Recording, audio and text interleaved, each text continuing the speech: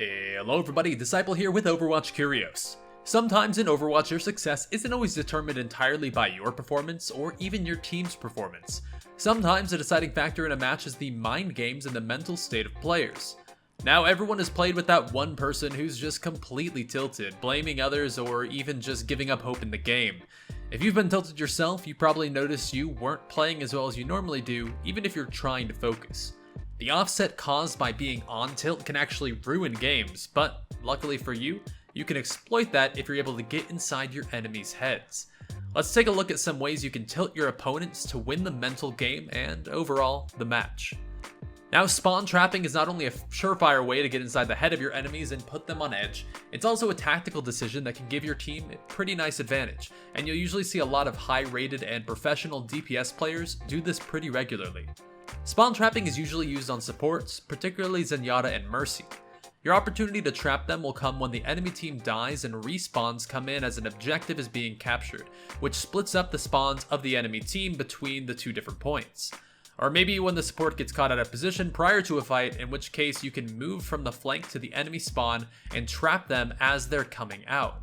Spawn trapping is exactly what it sounds like, using your presence and your damage to keep somebody inside spawn. If the support chooses to come out, obviously you'll kill them again, which keeps them away from their team for even longer. However, if they decide to switch heroes to try and kill you, you successfully force them to give up all the progress they had towards their ult, which is another win for your team even if you don't kill them. But of course, they do have to swap before the point switch is over.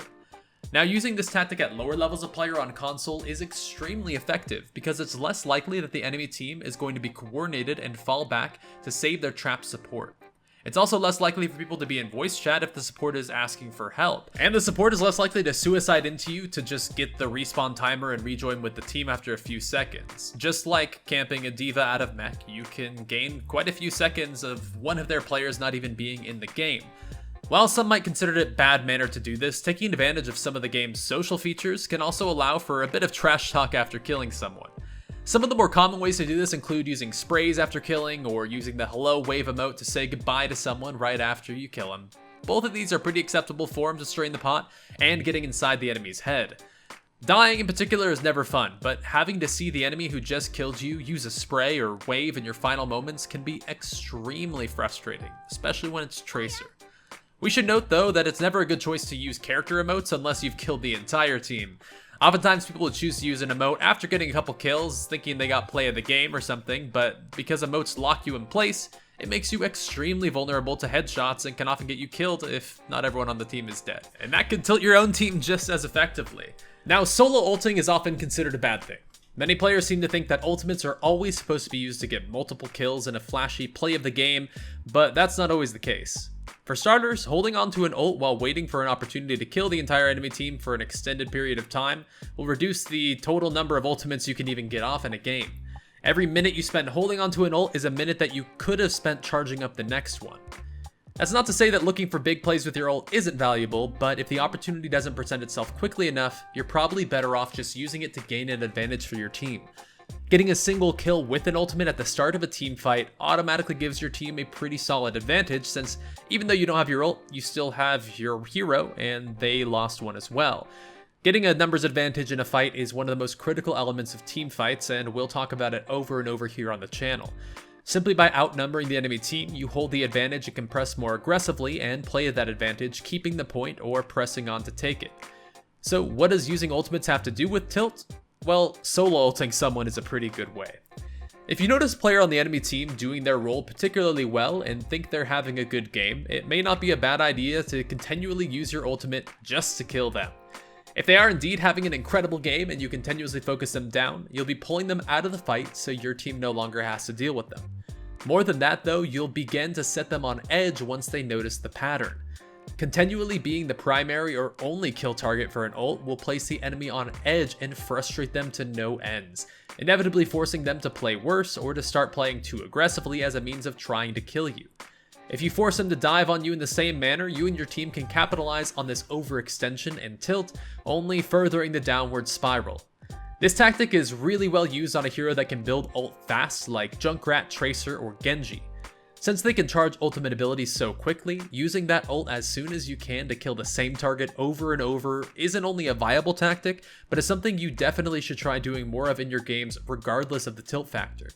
It's not just ultimate usage that can tilt people, however. If an enemy player feels like you're singling them out every time they respawn and return to the fight, it's easy to put them on edge. If you prioritize killing a specific player over and over again, you'll put them on edge, either forcing them to switch heroes or just tilt the rest of their team. This can be a key DPS target, but it could also be a support or even a tank that's overextending just a little bit. If you make sure that they're the first to die every single time and you put in damage whenever you find possible, even if it feels like it's not the most useful, you're going to make them feel unsafe and make them feel like they can't rely on their team as well. Now, key targets to focus down can be DPS that are performing well or supports as well, since they're usually so squishy. If you're employing this tactic, make sure you're only going for them when it's an advantageous fight, otherwise you might tilt your own team if you push too far and die. By singling out a target like this, you make the player feel like they're playing worse than they actually might be. Oftentimes, this can lead to them continually taking challenges with you to try and make up for having lost previously, or it'll make their team want them to swap off or figure out how to play better, which is all time that you can spend pushing the point. This also ties into counterpicking, which is another incredibly powerful tool at your disposal in the tilt universe. Since Overwatch at its core is designed around the concept of switching heroes at a moment's notice, and the heroes themselves are designed to all have counters, switching to counter an individual who's doing well can be an extremely viable tactic and put that player on tilt. For example, if the enemy has a one-trick player who specializes in a single comfort pick that they play really well, swapping to a hero that directly counters them and focusing on bringing them down can give your team a huge advantage in teamfights. As you continue to counter them, they're forced into either hero swapping or directly putting their team at a disadvantage because of their stubbornness and unwillingness to switch heroes when they need to. And this may seem like some kind of standard advice: swap heroes to counter the enemy team, focus on DPS heroes to try and eliminate them before the fight, but this is with a purpose, and that makes all the difference. When you start a game, check everyone's played history, and if you find a one trick, make it your goal to tilt the hell out of them, or if not them, the rest of their team. If there's a Hanzo one trick and you're able to play Winston or Diva and dive on them consistently, shutting them down fight after fight, then if they don't tilt, their team sure is going to. And although that's an unfortunate thing that happens in Overwatch, you might as well have it happen on the enemy team. This can extend to the entire enemy team. When you recognize someone's being hard countered or refusing to switch, it can cause everyone to begin tilting, and as soon as they lose focus on playing the game, your team's likely already won. Now, when it comes to putting players on tilt, it's important to not be toxic. First of all, being toxic can get you reported. There's no need to spam chat with anything hateful, and you should always strive to be decent towards others. That said, there's absolutely nothing wrong with having a little bit of fun and playing the psychological game in your matches. So long as you're not berating anybody or being hateful, getting inside the minds of your opponents can actually be a useful tool that can allow you to put enemy teams on edge and give your own team an advantage in your matches. At the end of the day, remember that Overwatch is just a game, and we don't encourage any sort of negative or rude behavior, but if you're playing to tilt your opponents, that could just be the same thing as playing very, very, very well, but doing it with the purpose of making sure your opponents cannot possibly play a great game. One thing that you can also take advantage of is the all chat, because sometimes you'll load into a match where the enemy team is already flaming each other, or after the first point, they'll start throwing around the accusations, asking you to report this or report that. And if you can focus down those players, make their games a little bit worse, although it might ruin their games just a little bit, that's all you need to win yours. Now, the other important thing to talk about in terms of tilt is, of course, preventing tilt yourself. Obviously, you've heard all of these little tips and tricks to try and tilt your opponent, so it should be easy to not get tilted yourself, right? You can know that if you're getting focused down by a single hero's ultimate, or if you're getting picked before every single fight, maybe it's because you're a huge threat.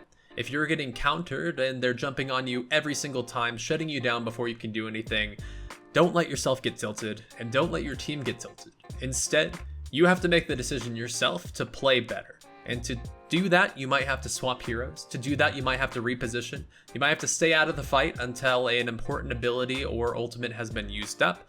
But if you can play around the tilt and keep your head up, and keep your team from turning on each other, then you can actually counter pretty much everything in this video. It's really hard to keep the tilt away, especially from your own team.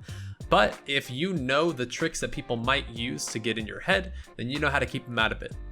Anyway, thank you guys so much for watching videos on our channel. It means so much to us that people would take the time out of their day to do it. And if you guys enjoyed the video, remember to drop a like and subscribe for the next ones. I'm sure you guys didn't know how subscribing works on YouTube, but if you press that button, you can actually be shown our videos again in the future if Google decides to be nice to us. Anyway, thanks, and I'll see you guys next time. Peace.